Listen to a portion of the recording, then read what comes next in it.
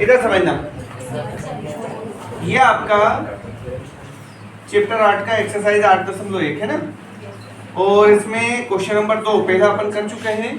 Question number 2 में ऐसा बोला है, आपको एक फिगर दे रखा है, चित्र है ना, और इनमें अलग अलग भुजाओं की माप दे रखी है, कहाँ राइट एंगल बन रहा है वो दे रखा है, 90 डिग्री का एंगल कहाँ बन रहा है।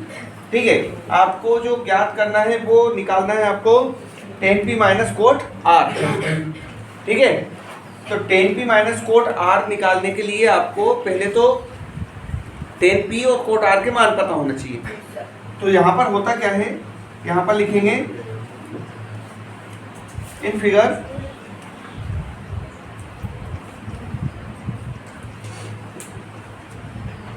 है ना, या फिर यहाँ लिख सकते हैं चित्र में क्या लिखें, क्या क्या दिया आपको, जो एंगल Q है वो कितना है 90 डिग्री। ठीक है, और इसके बाद आपको दिया है PQ, तो PQ की जो वैल्यू है वो कितनी है 12 सेंटीमीटर। क्लियर, और ऐसे आपका PR की जो वैल्यू है वो है 13 सेंटीमीटर। क्लियर, अब जो ज्ञात करना है, हमें ज्ञात करना है tan p minus cot r की वैल्यू। ठीक है, अब यहाँ पर जो ये जो निकालना है tan p बराबर या tan थीटा बराबर क्या होता है, लंब बटे कर्ण, सॉरी लंब बटे आधार, और कोट क्या होता है आधार बटे लंब, आधार बटे लंब। तो यहाँ पर अपने को लंब पता है ना, परपेंडिकुलर पता है, या हाइपोटेनियस पता है, लेकिन यहाँ पर जो इसका बेस है वो हमें पता ही नहीं है। तो पहले तो अपन क्या निकालेंगे, बेस निकालेंगे। ठीक है, तो यहाँ पर क्या लगाएं, त्रिभुज PQR में पाइथागोरस प्रमेय से, या फिर आप ऐसा लिख सकते हो, in triangle PQR by PGT Pythagoras theorem. क्या होता है पाइथागोरस थ्योरम में, इसका जो कर्ण का स्क्वायर रहेगा, इसका PR का स्क्वायर, ठीक है, इक्वल क्या होगा लंब का स्क्वायर, मीन्स PQ का स्क्वायर प्लस आधार का स्क्वायर QR का स्क्वायर, है ना। पाइथागोरस प्रमेय में जो बड़ी भुजा का वर्ग होता है वो अन्य दो भुजाओं के वर्गों के योग के बराबर होता है। बड़ी भुजा ये कर्ण हाइपोटेनियस। ठीक है, अब इनकी वैल्यू रख लें, तो PR जो दे रखा है उसका जो वैल्यू है वो कितना है 13, तो 13 का वर्ग हो जाएगा, प्लस PQ 12 का वर्ग हो जाएगा, और प्लस QR, इसका वैल्यू पता नहीं है, इसको वैसे ही लिखेंगे।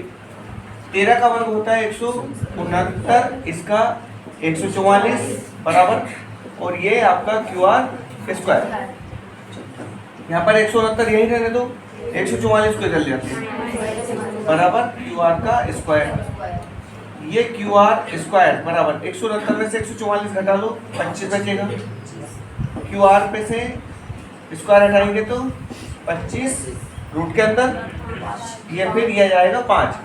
बेसिक किसी संख्या का वर्गमूल स्क्वायर रूट लेते हैं तो वो प्लस माइनस आता है, क्या आएगा प्लस माइनस। लेकिन चूंकि यहाँ पर डिस्टेंस की बात हो रही है, दूरियों की या लंबाइयों की बात हो रही है, तो जो दूरी या लंबाई हमेशा रहती है वो धनात्मक रहती है, ऋणात्मक नहीं रहती। इसलिए -5 को हम अवॉइड करेंगे, -5 को हम अवॉइड कर देंगे, मतलब इसको हमें नहीं मान लेना है।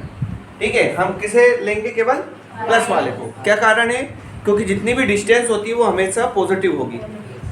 चलिए, तो इसकी वैल्यू मतलब कितनी मिल गई अपने को 5 सेंटीमीटर। ठीक है, अब यहाँ पर हम बात करें किसका वैल्यू निकालना है, 10 p चाहिए और कोट R। तो पहले तो आप कोट R लिख लो। क्यों लिख लें कोट R, क्योंकि हमारे पास जो एंगल यहाँ पर रहता है वो कहाँ होना चाहिए 90 के सामने। तो यहाँ पर इस चित्र में हम इससे लिख सकेंगे, इसको क्या होगा, ये होगा आधार क्यू आर बटे लंब क्या हो जाएगा पी क्यू। कोट थीटा बराबर क्या होता है आधार बटे लंब होता है या फिर बेस बटे परपेंडिकुलर। चलिए फिर आता है आपका क्यू आर की वैल्यू कितनी 5 और पी क्यू की वैल्यू 12। क्लियर। अब किसकी बात करें हम 10p की बात करेंगे।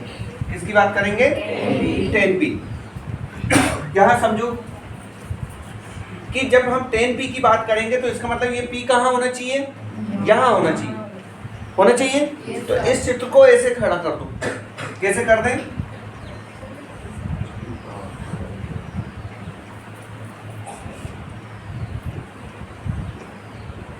ऐसा, ठीक है। या फिर अगर ऐसे भी नहीं आए समझ में तो चित्र आपका वैसा ही रहने दो।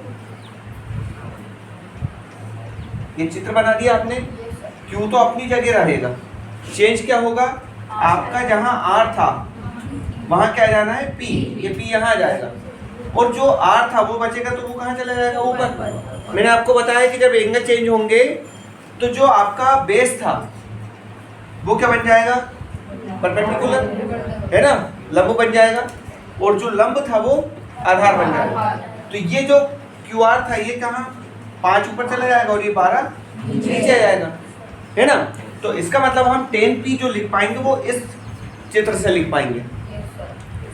आया समझ में। जो एंगल है वो कहाँ होना चाहिए 90 के सामने। तो इस चित्र से हम कोट R को तो लिख पाए लेकिन 10p को हम नहीं लिख पाएंगे। 10p के लिए हमें क्या करना पड़ेगा इनको एक्सचेंज करना पड़ेगा। p को यहाँ लिखना पड़ेगा r को यहाँ पर। तो जब हम p को यहाँ लिख लेंगे तो ये जो QP था ये 12 नीचे आ जाएगा और QR जो था वो 5 यहाँ चला जाएगा। ऐसा नहीं कि केवल पॉइंट को चेंज करना, मतलब ये दूरियां भी चेंज हो जाएंगी ना। चलिए तो ये होगा अब आपका लंब बटे आधार। लंब क्या है PQ, सॉरी इसमें देखेंगे यहाँ पर QR और बटे आधार कितना PQ, मतलब कितना 5 बटे 12। उसका भी 5 बटे 12 आया था और इसका भी 5 बटे 12। अब यहाँ पर तब किसका वैल्यू निकालना था अपने को, यहाँ निकालना है 10p माइनस कोट R, मतलब 5 बटे 12 माइनस 5 बटे 12। तो ये आया आपका 10p माइनस कोट R बराबर क्या हो गया ये आंसर इसका। 5 बटे 12 में से 5 बटे 12 माइनस करेंगे तो कितना आ जाएगा 0। इसमें खास समझने वाली बात क्या है, केवल ये जो एंगल चेंज हो रहा है ना इसलिए आपकी जो भुजाएं हैं जो साइड्स हैं वो भी चेंज हो जाएंगी है ना और एक्सचेंज होती है। तो चित्र चाहो तो ये छोटा सा बना लेना साइड में।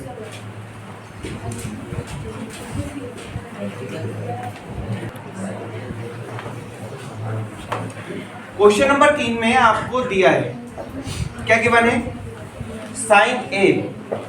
साइन ए बराबर दिया है 3 बटे 4 और आपको कैलकुलेट क्या करना है कोस ए और टेन ए, ये दो वैल्यू बतानी है। तो हमारा राइट ट्रायंगल तो बनेगा ही इसमें।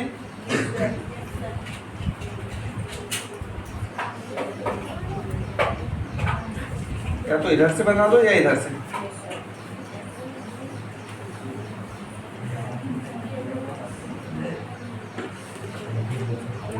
बगैर इसके लिए यूज करें मत बनाना है। कुछ लोग है ना इसको सीधे ऐसे खींच देते हैं, ठीक है, उनका जिंदगी में कुछ नहीं होना है, सब यहीं दिखेंगे। ध्यान दो, क्या समझना, ये ए यहाँ पर है और यहाँ पर है। आपको एंगल ए दिया हुआ है और एंगल ए और ए ही निकालना भी है। तो यहाँ मुझे क्या लिखना चाहिए, यहाँ पर ए लिखना चाहिए। अच्छा, निकालना है तो उसको तो हम चित्र में बाद में सोल्व कर लेंगे, ठीक है।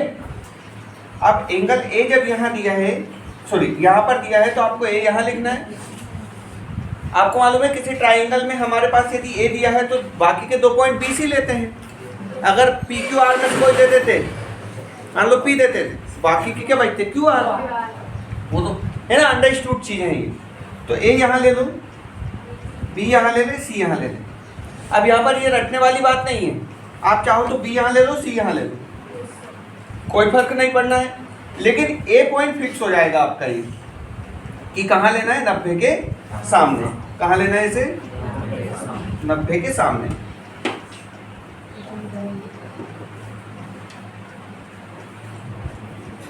ये यहाँ ये 90 डिग्री राइट एंगल, इसके सामने ये कोण ए लिखना है।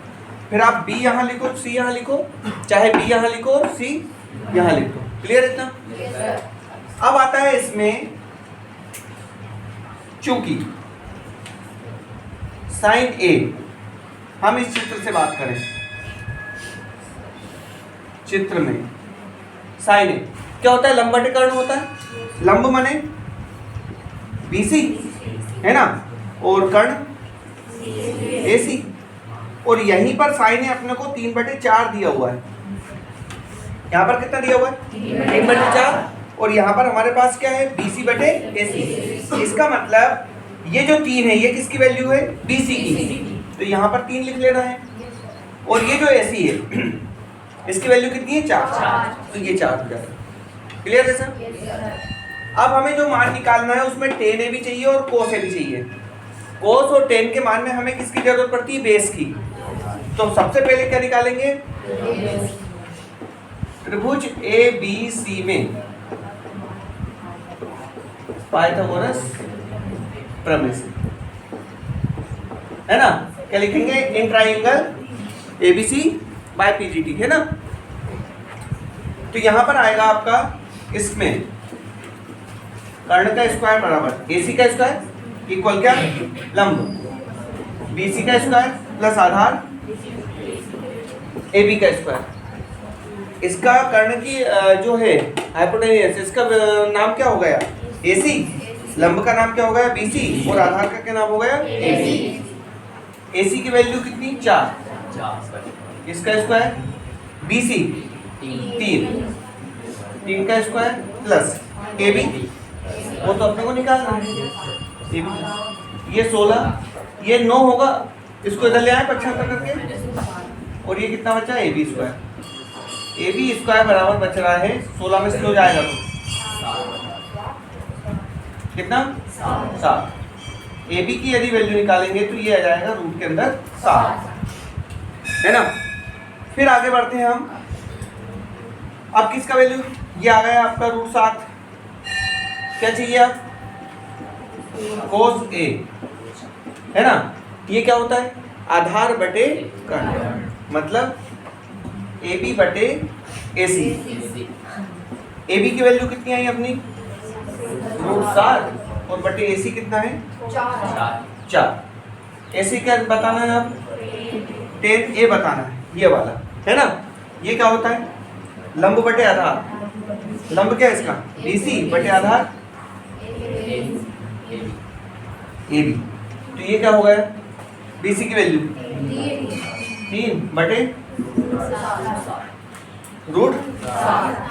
3/रूट 7। ये इसका आंसर कर दो।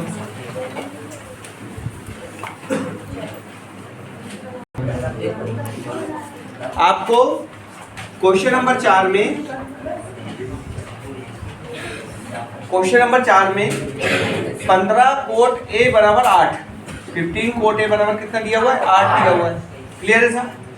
तो यहाँ पर आप क्या कर लोगे, कोट A बराबर 8, और ये 15 कहाँ है, गुणा में, इधर जाकर कहाँ चले जाएगा, ये हो गया आपका।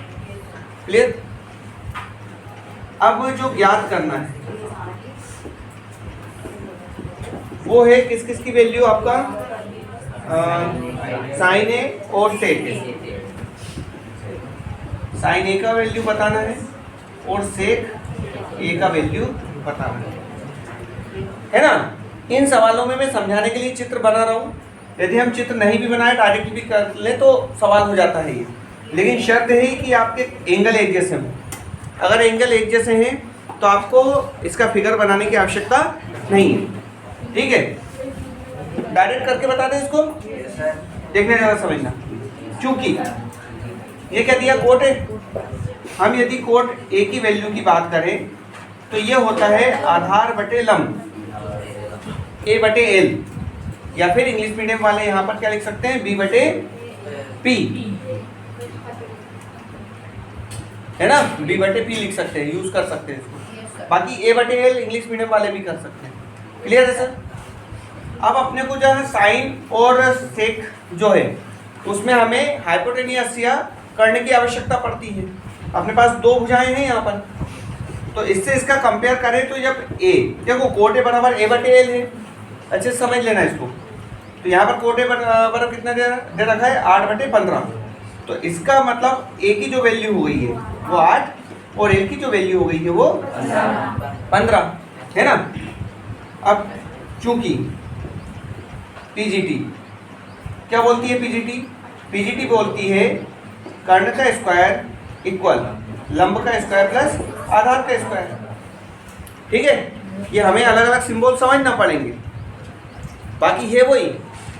क्या होता है, कर्ण का स्क्वायर बराबर होता है लंब का स्क्वायर प्लस आधार, हाइपोटेनियस का स्क्वायर इक्वल परपेंडिकुलर प्लस। चलिए, तो यहाँ पर आपका कर्ण तो हमें पता ही नहीं है, तो इसको कर्ण का स्क्वायर ऐसे ही लिखेंगे, लंब 15 प्लस आधार 8 का स्क्वायर। कर्ण स्क्वायर इक्वल होता है ये 15 का वर्ग स्क्वायर 225, 8 का कितना 64। कर्ण स्क्वायर बराबर 225 प्लस 64 269, है ना, 269। और यदि यहाँ पर सॉरी 289 है ना, यहाँ पर ये 289 हो जाएगा। ये काय में आ गया रूट के अंदर कितने का 17। इसका स्क्वायर रूट क्या होता है, वैसे स्क्वायर रूट में बार बार बोल रहा हूँ कि प्लस माइनस में होता है, लेकिन हमें माइनस वाले को नेग्लेक्ट कर देना है, अमान्य कर देना है। क्यों कर देना है, क्योंकि जितनी भी डिस्टेंस होती है वो पॉजिटिव होती है। फिर आगे बढ़ते हैं। अब साइन ए की वैल्यू लिखना है, क्योंकि एंगल से कोई चेंज आना नहीं है। यहाँ पर ए दिया है एंगल, यहाँ भी यही निकालना है। यदि यहाँ पर एंगल दूसरे होते ना तो फिर अपने को चित्र बनाने की जरूरत पड़ती। ठीक, साइन ए क्या होता है, लंब बटे कर्ण। लंब का वैल्यू होता है यहाँ पर दे रखा है 15 और कर्ण का कितना निकाला अपन ने 17, है ना। फिर क्या है सेक ए, है ना। सेक ए क्या है, आधार बटे कर्ण, है ना। ये जो ए लिखे हुए हैं ये एंगल है ना। और ये जो ए यूज कर रहा हूं मैं ये क्या है, आधार। तो यहाँ पर क्या हो जाएगा 8/17, ये इसका आंसर।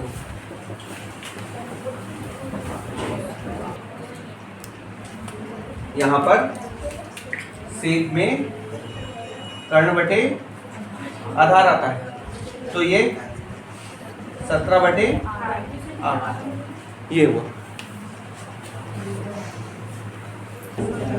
चलिए, क्वेश्चन नंबर 5 गिवन है आपको sec theta equal 13/12। Calculate all other trigonometric ratio. हमें यहाँ पर आपको सेक थीटा दिया हुआ है, कितना दिया हुआ है 13/12। ठीक है, हमारे पास ट्रिग्नोमेट्रिक रेशियो जितने भी हैं वो टोटल संख्या कितनी है 6। Sine theta, cos theta, tan theta, cosec theta, sec theta और कोट थीटा। इन 6 में से एक दिया हुआ है सेक थीटा, बाकी के अदर हमें कितने बच गए 5, वो अपने को निकालना है। तो हम कोस थीटा तो इसी के डायरेक्ट बता सकते हैं। सेक थीटा 13/12 है तो कोस थीटा क्या हो जाएगा 12/13 हो जाएगा, वो तो सीधा सीधा दिख ही रहा है ना। लेकिन हम उसको उसी के साथ लिख देंगे बाकी के साथ। अब यहाँ पर चूंकि यहाँ लिखे हम सेक थीटा, एंगल सभी के एक जैसे रहेंगे, कोई चेंज नहीं है, तो फिगर बनाने की आवश्यकता भी नहीं। समझ में आना चाहिए। ये सेक थीटा इक्वल होता है कर्ण बटे आधार। क्या होता है, कर्ण बटे। ये कितना है यहाँ पर 13/12। दिस इम्प्लाइज जो कर्ण है के की वैल्यू कितनी हो गई 13 हो गई और आधार की वैल्यू कितनी हो गई 12 हो गई। क्लियर है सर। अब हमें चूंकि शेष ज्यामितीय अनुपात भी बताना है तो उसमें आपको लंब की भी आवश्यकता पड़ेगी। मैंने आपको बताया कि लंब कर्ण और आधार में से कौन से दो मिल जाए अपने को तो तीसरा हम पाइथागोरस प्रमेय से निकाल सकते हैं। तो पाइथागोरस प्रमेय ये क्या कहती है? पाइथागोरस प्रमेय कहती है कर्ण का स्क्वायर बराबर लंब का स्क्वायर प्लस आधार का स्क्वायर, है ना। यहाँ वैल्यू पुट करें तो ये हो जाएगा 13 का स्क्वायर, यहाँ लंब का स्क्वायर प्लस आधार 12 का स्क्वायर, ये कितना हो रहा है 169, ये 144, इसको हम इधर ले आओ तो माइनस का हो जाएगा और उधर क्या बच गया लंब का स्क्वायर। लंब का स्क्वायर बराबर 170 में से 144 घटाओ, है ना, कितना आ गया 5। तब आप क्या लिख देंगे अपन sine theta, cos theta, tan theta, cosec theta, है ना।